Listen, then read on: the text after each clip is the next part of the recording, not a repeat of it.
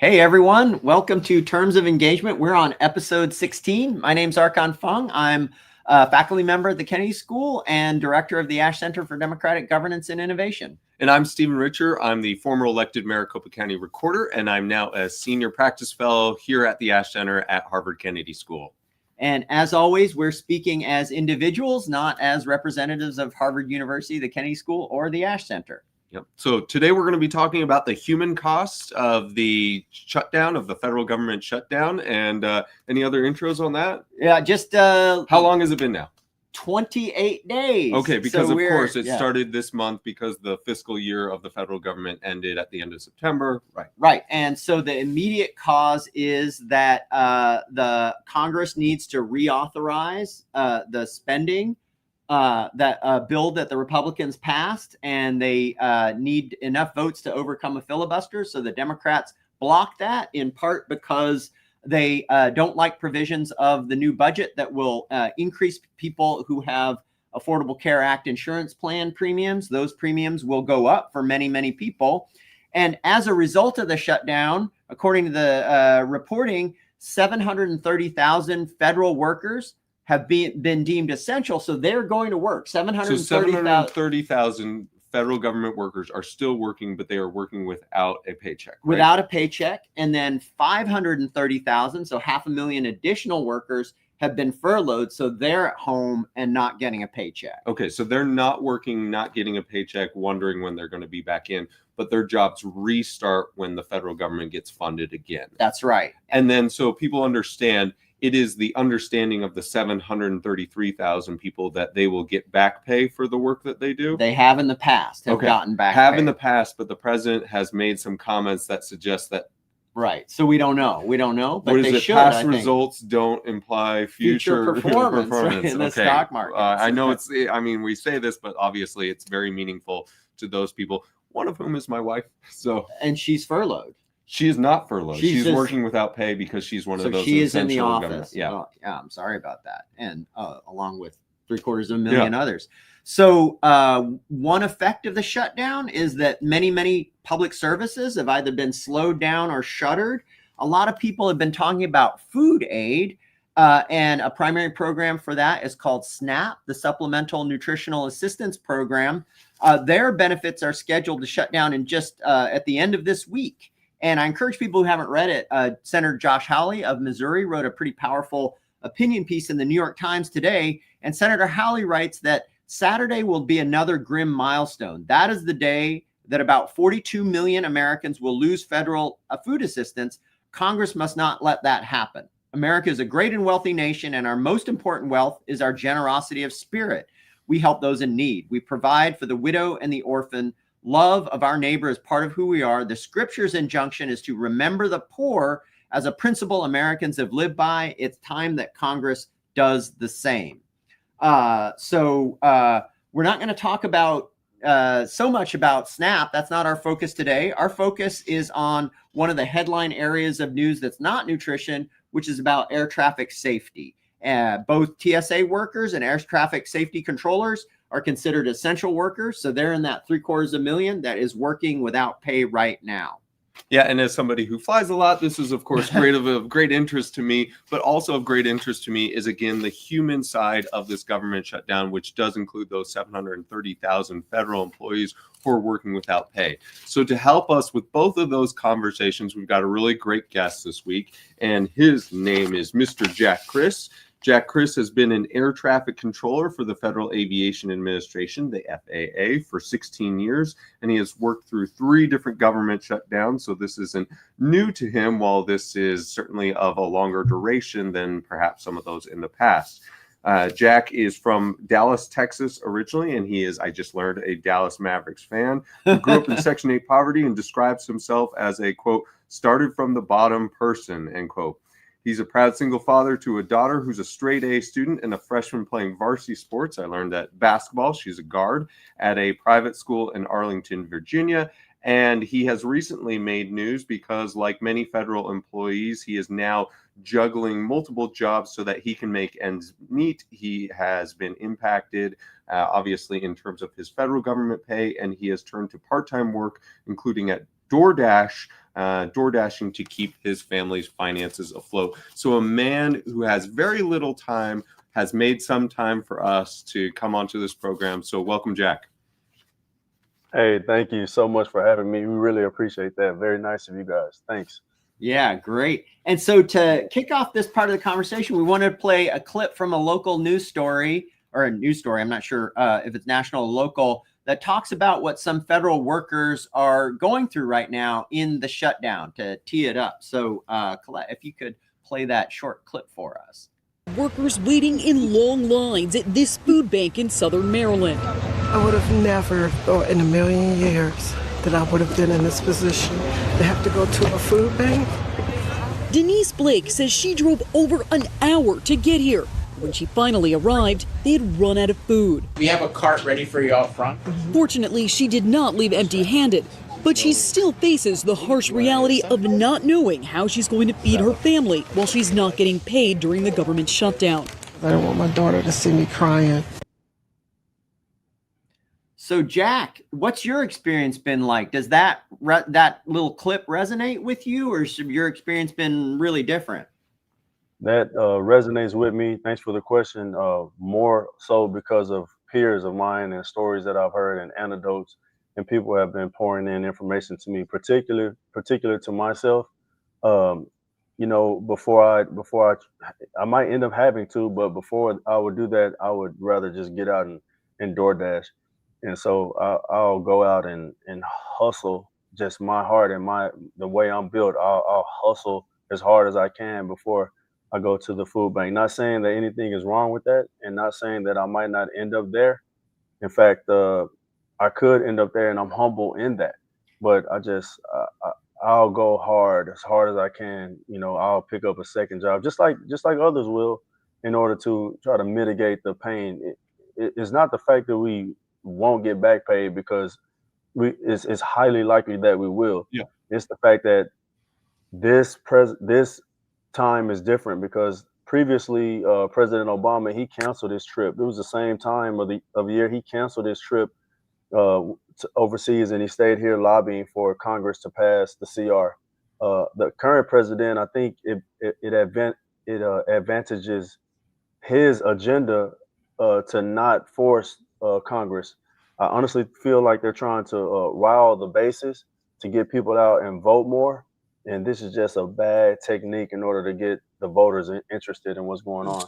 So we've obviously got a few elections coming up. There's state elections, not federal elections, but a few important elections coming up, namely Virginia, New Jersey. California has a constitutional amendment that's on the ballot. But in the meantime, over 1 million federal employees are going without a paycheck. Now, how many paychecks have been skipped so far? Is it 2 that have been skipped?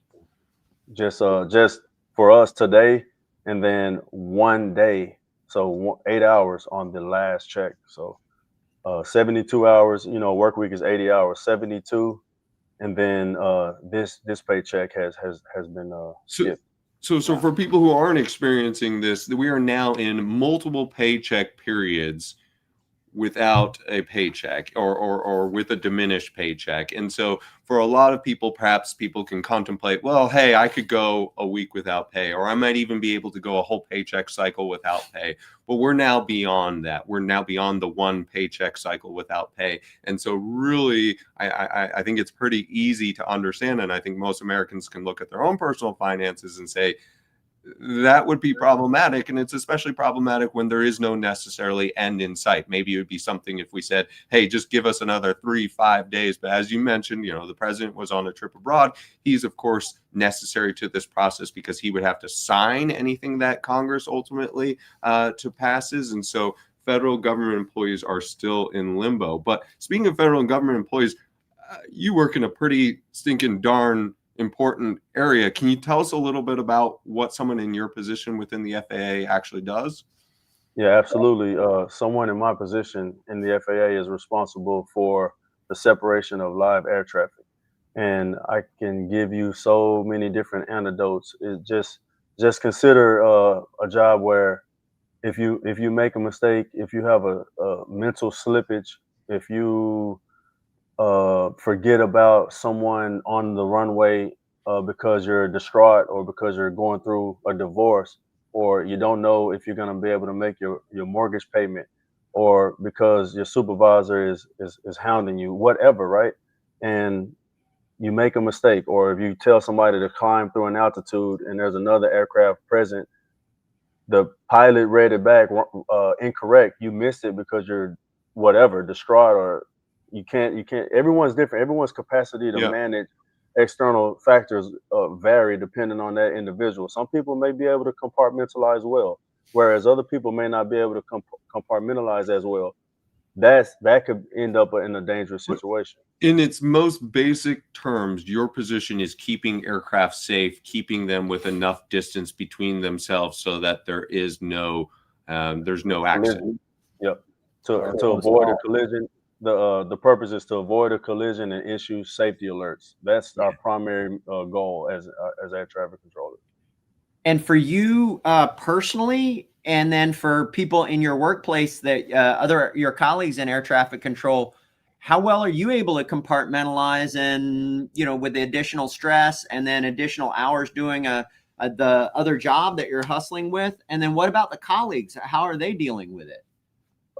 Personally, I as humbly as I can say this, I'm able to manage a lot of pressure and stress because I make sure that I put myself in those situations, even when things are calm. I make sure I add stress. I always make sure I add an element of stress to myself, whether it be a cold bath or going for a 5-mile run in the 110-degree heat. I've done that, but I've been admonished by coworkers for doing that, but that's me. But it's a wide range of individuals' capabilities. Some people can handle a lot and other people can't. I refuse, I wouldn't call out anybody, but I can tell you, everybody doesn't have the capability of managing a high load.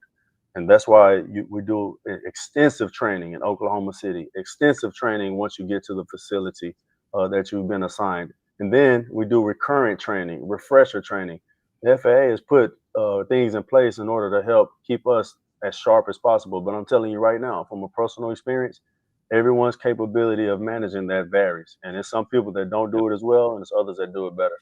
So as always, we welcome your questions. If you want to put your questions in the comment box, I know a number of you are watching live. Some of you will question us after, but if you have questions for Jack and his experience, please let us know. Jack, have any of your colleagues just said like, hey, guys, I could do this for a week. I could do this for 2 weeks. But like, I don't know. And, it's time for me to not just have a side hustle like you have right now, but I'm out. I'm gone. Yeah, a guy quit October 4th before the shutdown. I don't know if he saw the writing on the wall, but he left.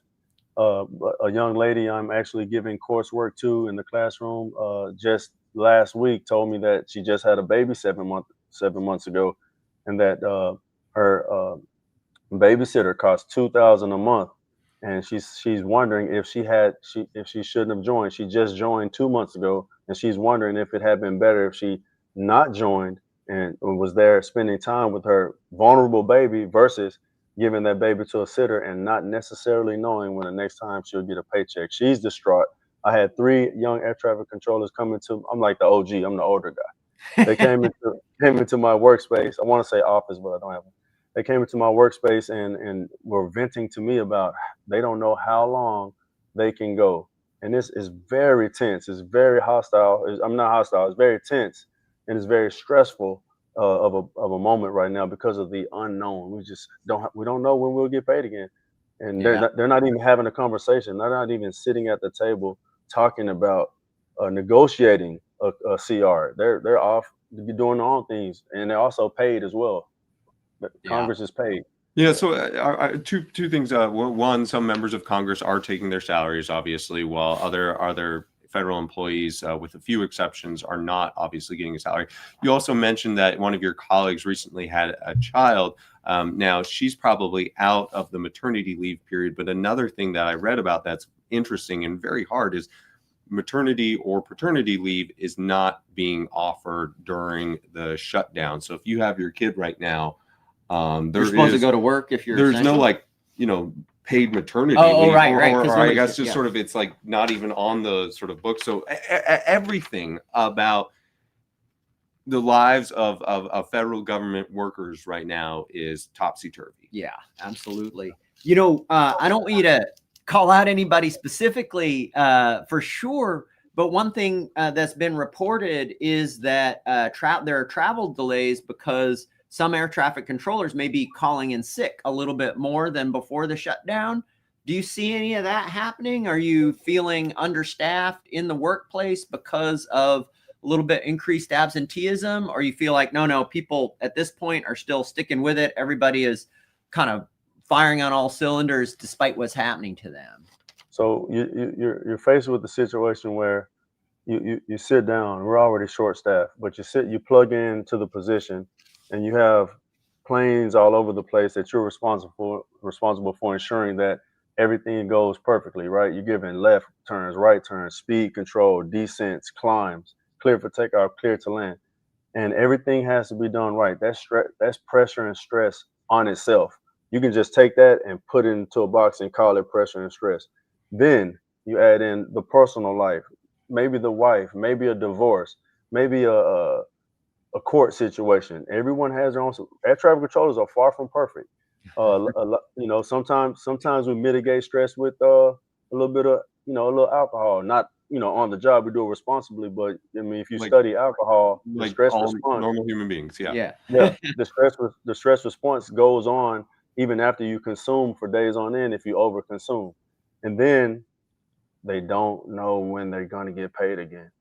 So if you dump that on top of what's already stressed, and then you tell them to sit in here and perform perfectly, and maybe they got a soup, maybe they have a supervisor that's abrasive towards them. You just never know when that tipping scale can occur. So how do you manage? How do you mitigate? You call in sick, man. Yeah. You either call in sick or you run two together. And the last thing I want to see is what that controller at DCA saw in January, end of January, was lives in the water. I'm telling you, it's very, very sensitive. And my heart goes out to everyone out there, guys. You guys keep doing your thing.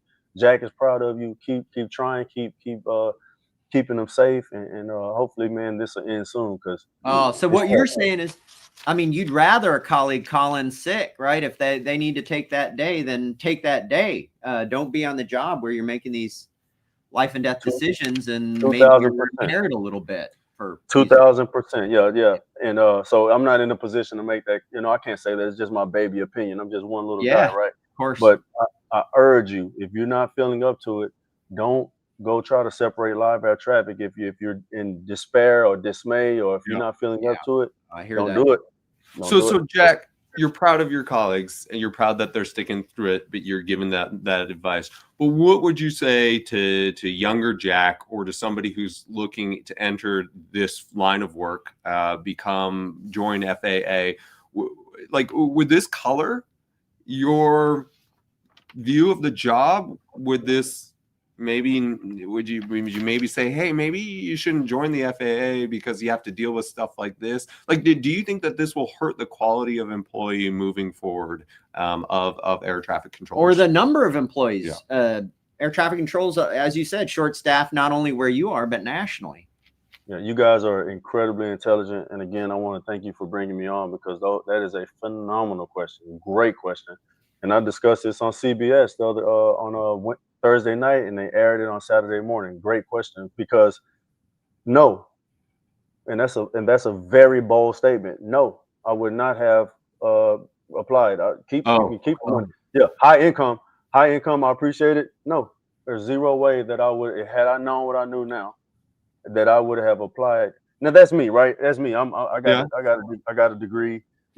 I'm strong-willed and can do other things. Some people, this is all they can do. Some people don't have options to move around. I have the options. I have the courage to do something else. In fact, you betcha, I've thought about quitting over the past 2 weeks. Seriously. Really? Yep, a guy quit. I thought about quitting. The young lady thought about quitting, and I can guarantee you, if we're understaffed and they need to build air traffic staffing, who in their right mind would go join something where you could be put in a position where you're not getting paid on time? We'll probably get back paid, but being paid on time is important when it comes to credit. I mean, I'm renting right now. Now I can go ask my landlord, hey, bro, can I miss this month? He may or may not say yes. So in that same CBS interview, I think the one that you referenced, you said pressure on top of pressure on top of pressure. That's not something that not most something people I want want to as a hear. flyer. Their FAA people saying, what is the doomsday scenario in how this manifests if just people like you keep getting you keep having more piled on top of them, and this goes on for another month? Ooh, another month. First of all, let me take a Jack might second. be out. Yeah. I mean, man. Yeah, this is real life, right? So, yeah. I mean, I can't use profanity on this show, can I? It's just tell it to us in other terms. Yeah.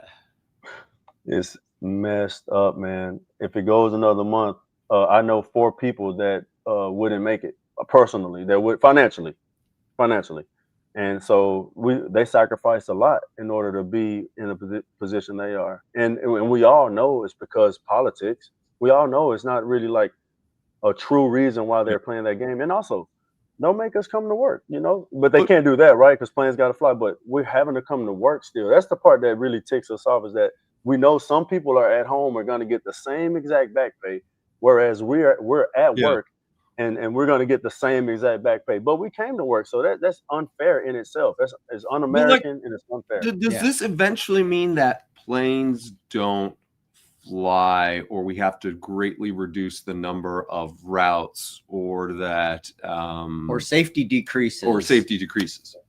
Well, just think about it like this, man. And I'm not trying to avoid your question, but just think about if every single furloughed employee, even non-air traffic, DOD, DOL, Department of Labor, DOT, think about if everyone said, you know what, this is bull, let's quit. And what if everybody quit? Now that's extreme, right? But what if everybody moved on and said, let's go do something else? Man, the government would be messed up. So it's not okay. It's not okay. Yes, and I'm putting pressure on Congress because the left feels strongly about their position, the right feels strongly about theirs, and they're holding firm right now at the expense of my kid. Luckily DoorDash helped me out tremendously, and thank you, DoorDash. Chris Cuomo helped out. Thank you, Chris. But man, my baby would have had to literally got pulled out of her school and put into a school where in my neighborhood the school is a 2 out of 10 on great schools. So that wouldn't have been a good look for her having to go there. So I'm gonna DoorDash, and if it gets too ugly, man, I have a lot of entrepreneurial might that I want to express. Maybe I'll go, try to get back to what I was doing. Yeah, you got a huge amount of hustle, which is incredibly admirable in your tough situation. So moving a little bit back, you mentioned this a little bit, to the politics of it. Who do you blame, if anyone? Who do you hold accountable? Is it Democrats, Republicans, everybody in Congress for this situation that you're in, other air traffic controllers, but then also the 300 million Americans depend on what you and other people in the federal government do? It's bad. You catch me offline, I'll answer that for you. In the public, I don't want to take sides because I think the Hatch Act prohibits it, at least at work. Oh, that's true.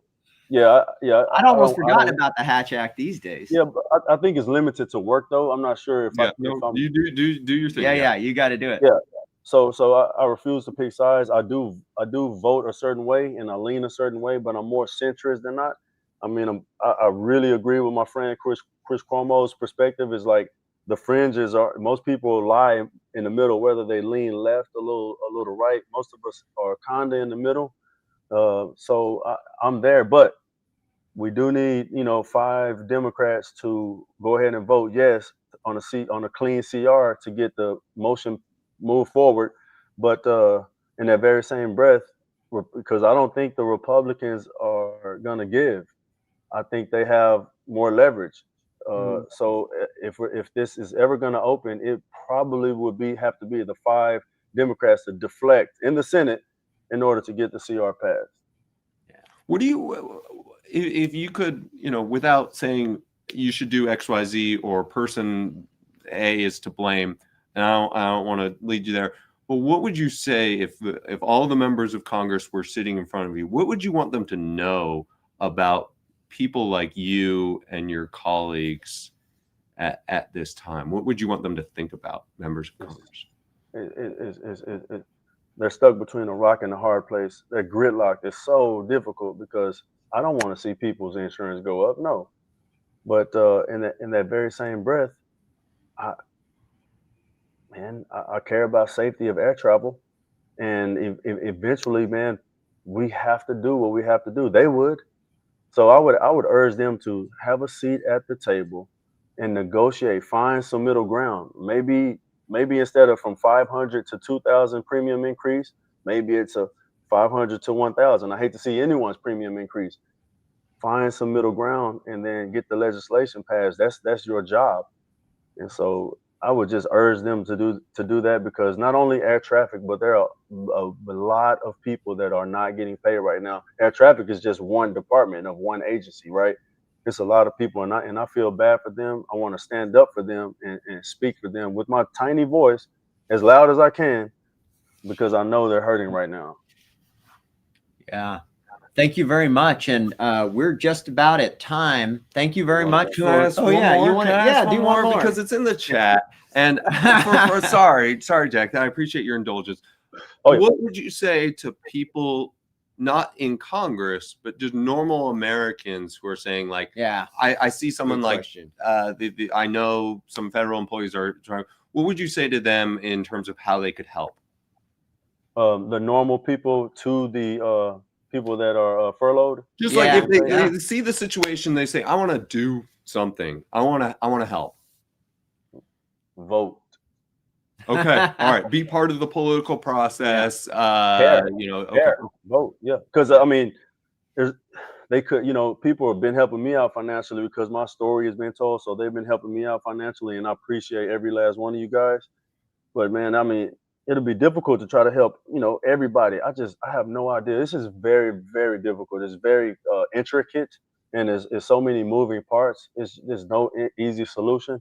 So I don't know how to answer that, Stephen. That was a great, great question. So good that I don't even know. My answer is I don't know. All right. Well, we'll let you think about it and circle back with you. But sorry for interrupting. No, that was a great. I have one more just on that. Is like, yeah, please. There's a lot of stuff happening to try to support people. Not a lot, but like people in your own position, people. I think at Logan Airport here, there are people trying to bring food and other donations to help out people who aren't getting paid right now. Do you feel supported by the American public and by people going to airports and other things at this point? Or you feel like, that's really never going to amount to much? I appreciate the sentiment, but it's trivial.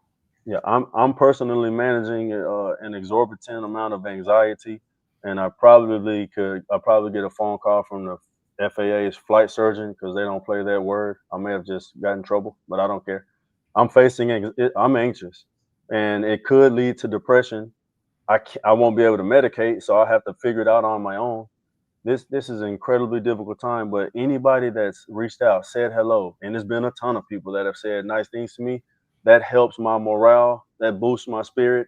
I appreciate every one of you guys, and that's helping me avoid medication. But I'm being serious. I'm being sincere when I say, like, this is pushing me personally to the edge, and I'm okay. Like, I've been in for a while. I have a little savings. What about the new hire that just bought their car? I know 2 kids. I say kids, but they're adults. Yeah. 2 young folks just bought a car, man. And one of them told me today that he doesn't know if he'll be able to pay his rent next month. And it almost brought me to tears. So it sucks. Safety is important. We will keep our planes separated, but man, this is serious. This is urgent. Well, God bless and Godspeed. Thank you for the work that you're doing. Thanks for keeping us safe. Yeah, like I said, I fly almost every week, so I have a vested interest in this, and I'm very appreciative. And thanks to everyone who joined us. And I just want to echo William Hauser in the chat says thank you, Jack. So thank you, William. Jack. Thank you. Yeah, we're at time. It's been 30 minutes. Thank you very much for joining, everyone, and especially to Jack Criss. If you have any suggestions for the show, just email us at info@ash.harvard.edu. And thanks to Courtney, Colette, Evelyn, and Sarah, as always, for helping us put this together. And we will see you all next week. Great. Thank you very much, everyone. Have a great afternoon.